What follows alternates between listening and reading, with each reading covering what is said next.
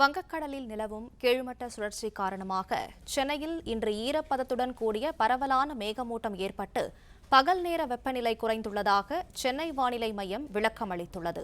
மேலும் விவரங்களை செய்தியாளர் மாணிக்கம் வழங்க கேட்கலாம்.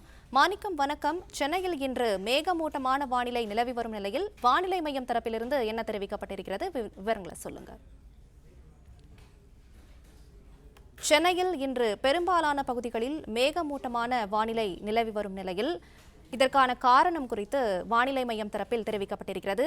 இதில் வங்கக்கடலில் நிலவும் கீழ்மட்ட சுழற்சி காரணமாக சென்னையில் இன்று ஈரப்பதத்துடன் கூடிய பரவலான மேகமூட்டம் ஏற்பட்டு பகல் நேர வெப்பநிலை குறைந்திருப்பதாக வானிலை மையம் தரப்பிலிருந்து தெரிவிக்கப்பட்டிருக்கிறது.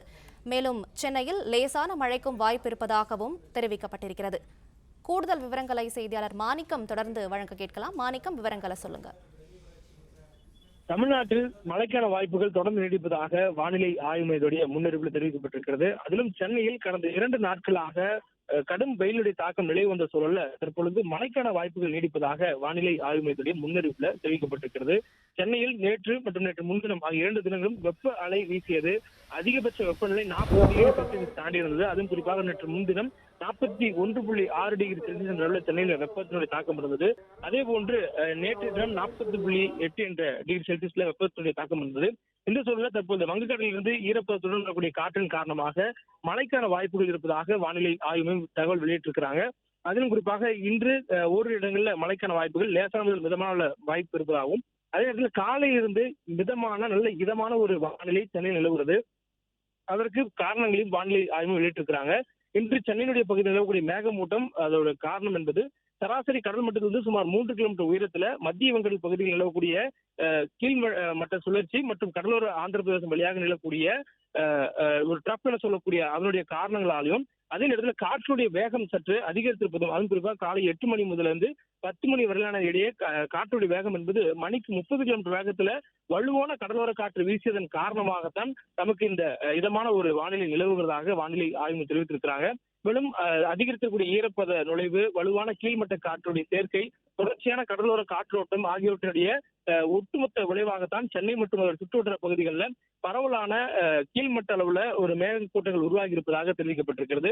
இந்த லோ பேண்ட் கிளவுட்ஸ் சொல்லக்கூடிய அளவுல வானத்துடைய கீழ்மட்டங்கள்ல மேகக்கூட்டங்கள் உருவாகி இருப்பதனால வெயிலுடைய தாக்கம் மேகத்தினுடைய வெளிப்பாடின் காரணமாக நமக்கு இல்லாமல் இருக்கிறது.